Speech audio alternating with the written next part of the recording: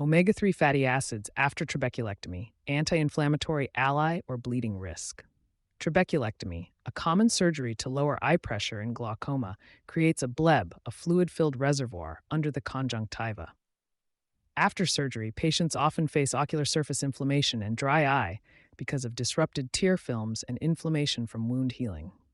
Since omega-3 fatty acids, the anti-inflammatory oils in fish oil, are known to calm inflammation elsewhere in the body, some surgeons and patients wonder, can fish oil supplements help with eye comfort and bleb health after trabeculectomy, or do they pose a bleeding risk? We review the evidence. Overall, many trials show that the EPA-DHA omega-3 oils can reduce inflammation and improve tear quality after eye surgery, but their direct effects on bleb function are unproven. On the other hand, omega-3s do make platelets less sticky, a theoretical concern for bleeding. Fortunately, large analyses indicate routine omega-3 doses have minimal impact on surgical bleeding. In practice, moderate omega-3 supplements may help with post-op eye comfort, but clinicians should watch for any extra bleeding in high-risk patients. What are omega-3 fatty acids? Omega-3 fatty acids, especially eicosapentaenoic acid, EPA, and docosahexaenoic acid, DHA, are healthy polyunsaturated fats found in fatty fish, salmon, mackerel, etc., or supplements. They cannot be made by our bodies and must come from diet or pills. Omega-3s are famously anti-inflammatory. In the body, they compete with the usual inflammatory fats, arachidonic acid, and lead to the production of anti-inflammatory molecules, resolvins, and protectins. In practical terms, omega-3s can reduce swelling and improve tissue healing in many parts of the body. In the eye, inflammation and tear film imbalance underlie dry eye symptoms. Omega-3s are thought to improve the oily layer of tears from the eyelid glands and calm surface inflammation. Indeed, trials in dry eye patients have shown that omega-3 supplements can lengthen the time between eye blinks before tearing occurs, tear breakup time, and reduce tear osmolarity, less irritating, more stable tears. These changes translate to patients feeling less dryness, burning, and scratchiness when it works. Note, for severe chronic dry eye, a very large trial, the DREAM study, found 3,000 milligrams per day of omega-3 did not beat placebo on symptom scores, a result that some experts debate due to study design. In summary, omega-3s are generally anti-inflammatory fats that can improve tear film stability and may soothe irritated eyes after surgery. This forms the rationale for trying them after trabeculectomy, omega-3 supplements, and post-op eye comfort. Several randomized trials have tested omega-3 supplements for post-surgical dry eye and inflammation.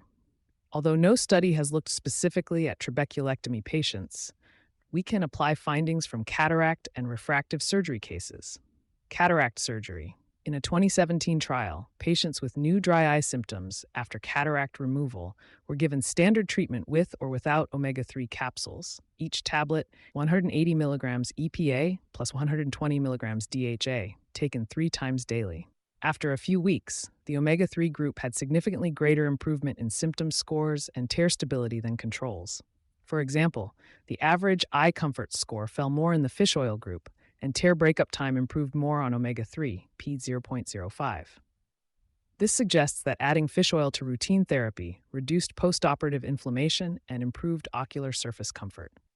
Photorefractive pyritectomy, PRK. Another small trial looked at patients undergoing PRK, another eye surgery that can cause dry eye.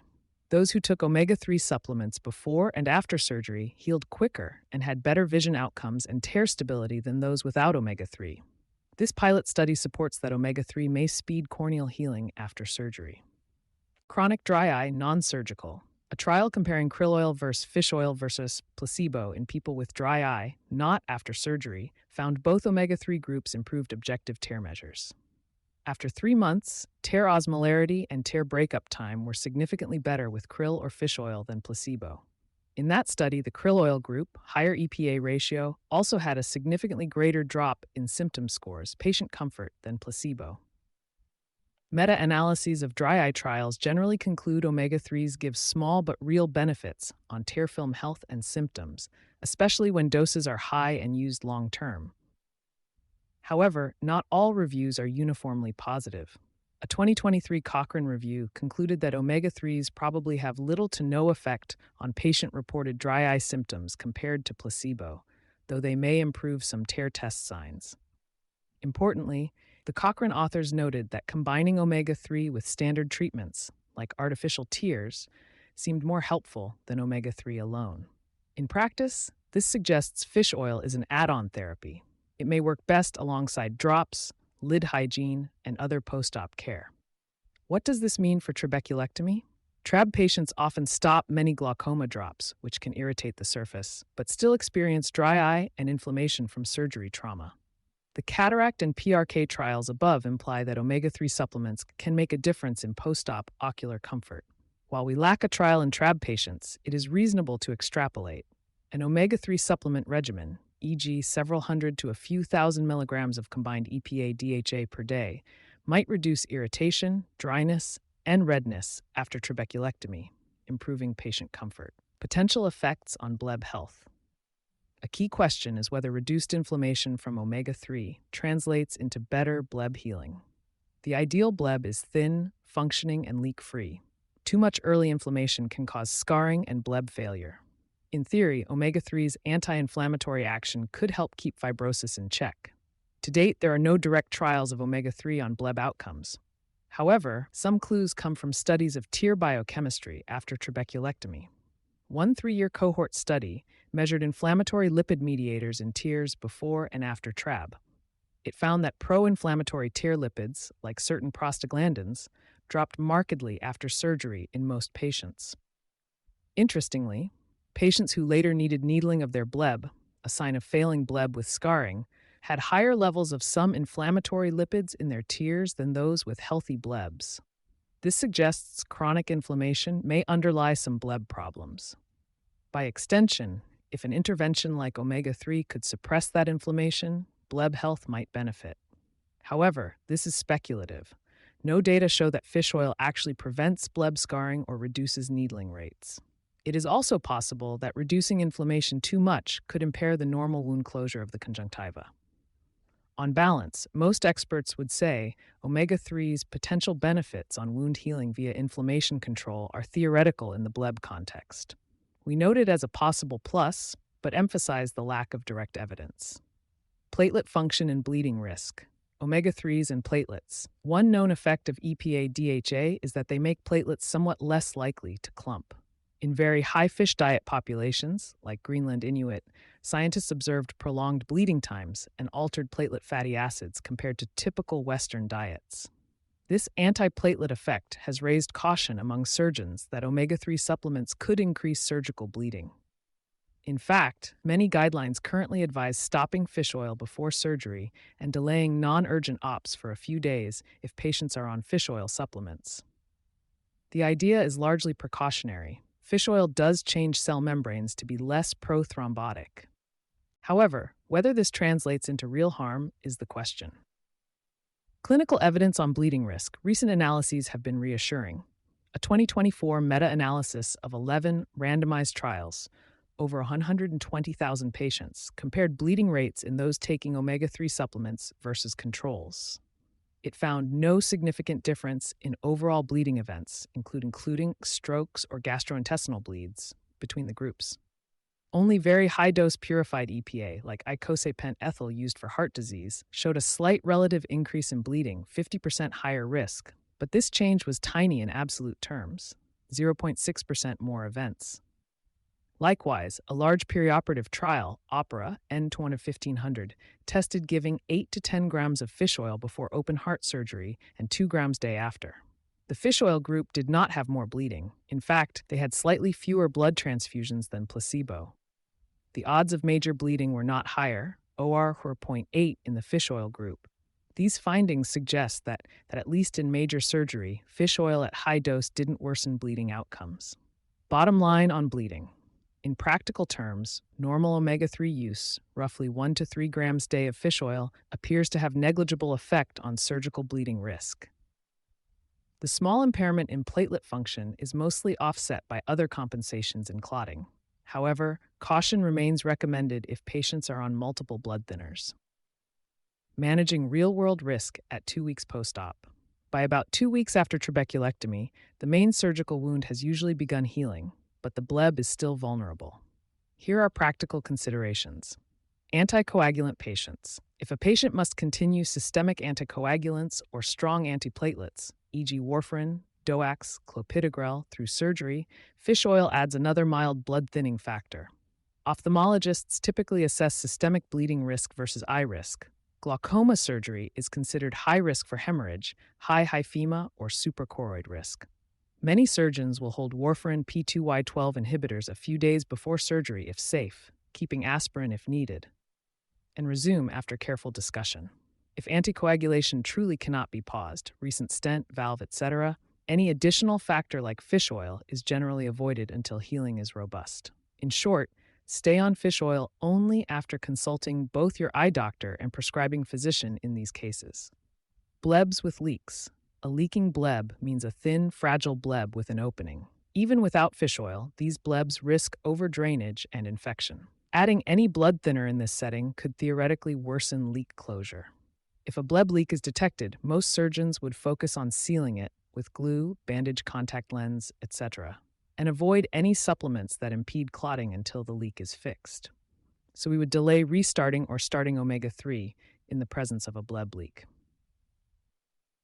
Routine patients. For most patients who are off blood thinners and have an intact bleb, omega-3 supplements could start around 1 to 2 weeks after surgery, once the risk of immediate post-op bleeding is lower. The idea is to enhance comfort and help control residual inflammation as corticosteroids are tapered. Clinicians might try a moderate dose, for example, 1,000 milligrams EPA plus 500 milligram DHA daily, and adjust based on response. Importantly, fish oil is not a substitute for standard post-op care. Patients still need their eye drops, antibiotics, steroids, and proper eye hygiene. Monitoring. Once started on omega-3, doctors should keep an eye on the surgical outcome. They will watch for any unusual bruising in the eye, new conjunctival hemorrhages, or a falling intraocular pressure, which could signal bleeding in the eye or leak. On the plus side, improved tear assessment, longer TBUT, less redness would be expected. If any bleeding complications appear, supplements would be stopped. Dosing, formulation, and quality of fish oil. If patients and doctors decide to try omega-3s after trabeculectomy, a few practical points on dosing and product are helpful. Dosage. Clinical trials on eye health have used a wide range. For example, in the cataract dry eye trial, patients took 3 1,000 milligrams capsules per day, total 3-gram fish oil, containing 540 milligrams EPA plus 360 milligrams DHA daily. The dry eye Krill's fish oil trial provided about 1,500 milligrams per day of EPA plus DHA. In general, supplements providing 1,000 3,000 milligrams total EPA plus DHA per day are commonly used for ocular inflammation or dry eye. More is not necessarily better. The meta-analysis noted that higher EPA tended to yield more benefit, but excessive doses and 4-green without medical indication should be avoided, as these may tip the bleeding balance. Patients should read labels carefully. A 1,000 milligrams fish oil capsule often only contains 300 to 600 milligrams of EPA DHA combined with the rest inert oil. Triglyceride versus ethyl ester form. Fish oil comes mostly as natural triglyceride G or ethyl ester EE forms. Reesterified triglyceride RTG forms mimic natural fish oil, and some evidence suggests they are better absorbed and cause less fishy burp than ethyl ester. The large DREAM trial used EE form and has been criticized that TG form might have been more effective. Therefore, when choosing a supplement, many experts prefer a high-quality reesterified TG formula or natural fish oil. Some pharmaceutical-grade fish oils like GL Lovaza, Vasepa, are EE and highly purified, but OTC triglyceride forms, especially with added antioxidants, are also effective. The cheapest oils are often EE, so if budgets allow, look for products labeled TG or RTG. Quality and oxidation. Of major concern in supplements is oxidation. Omega-3 fats spoil easily when exposed to air, light, or heat. A 2015 analysis found that half of fish oil supplements on Canadian shelves exceeded safe limits for peroxide or secondary oxidation products, and even in the US, 27% exceeded peroxide recommendations. Oxidized fish oil can smell rancid, bad breath/fishy burp, and may even be harmful if consumed in large amounts, though human data is limited. In any case, oxidized omega-3 is likely less effective. To ensure freshness, buy reputable brands that report oxidation values, peroxide value, pianicidine, Todox. Store bottles tightly closed in a cool place and prefer dark glass or opaque capsules. If the oil smells strongly fishy or musty, throw it out. Some supplements add vitamin E as an antioxidant. This can help slow oxidation. Triglyceride versus ethyl ester absorption. Although raw absorption differences exist, for moderate doses, 1 to 3 grams per dir, most people will get enough omega-3 from either form. If using an ethyl ester product, it is best to take it with a fatty meal to aid breakdown. In contrast, natural TG fish oil or algal oil DHA caps are absorbed well with or without food. Guidance: who, when, and how to use omega-3. Putting it all together, here are general recommendations for patients and doctors considering omega-3 after trabeculectomy. Patient selection. Beneficial for patients who have significant ocular surface inflammation or dryness after surgery and who are not at high risk of bleeding. Typical candidates: patients noticing gritty, red eyes after stopping glaucoma drops, or those whose IOP post-op is under control, but surface irritation is troublesome. Less suited: patients who are stable and comfortable with current therapy, or those facing complex coagulopathies. Timing: do not start fish oil immediately on surgery day. Allow initial conjunctival healing and disappearance of hyphema. A good rule is to begin around 1 to 2 weeks post-op, once the surgeon is happy with wound closure and bleb formation. Initial dosing: a moderate dose, for example, 1,000 milligrams EPA plus 500 milligrams DHA per day, is a reasonable starting point, often as 2 fish oil capsules daily.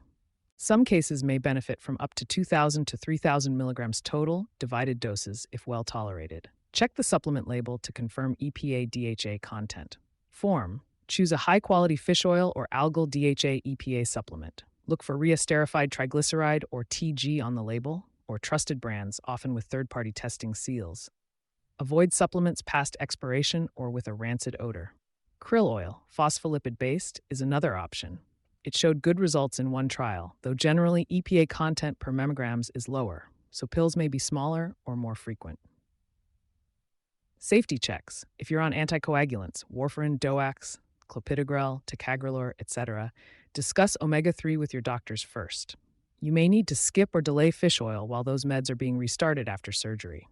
If a bleb leak or significant hyphema occurs, hold off on fish oil until the eye is stabilized. Watch for eye bruising, subconjunctival hemorrhage, or unexpected lowering of IOP, which could signal bleeding. If any bleeding issue arises, stop the supplement and alert your surgeon.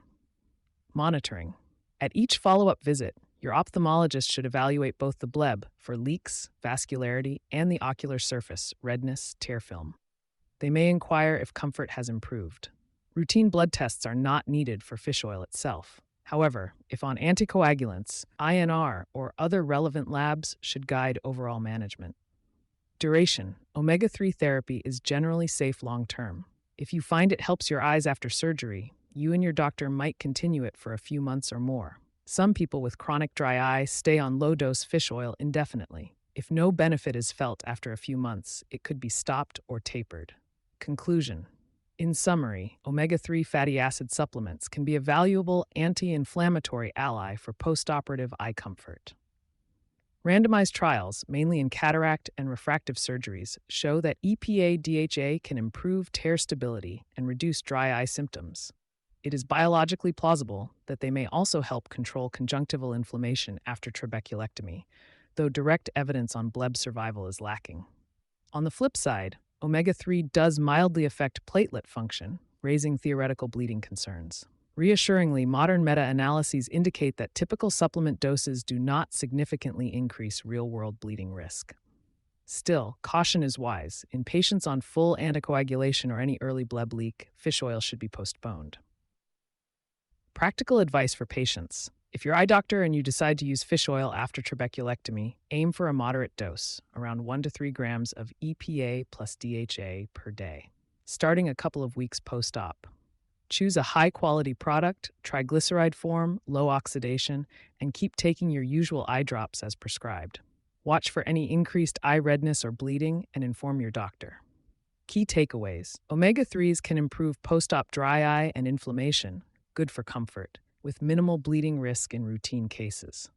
As always, Supplements should be part of a comprehensive care plan. Talk openly with your surgeon or ophthalmologist. They can help select the right patients, timing and dose, and monitor your outcome. In the end, omega-3 may prove a helpful tool in the recovery toolkit, but it should be used wisely. All links to sources are available in the text version of this article. You can find the full article at visualfieldtest.com. Thanks for listening. To check your visual field, click the link at the bottom of this article or visit visualfieldtest.com.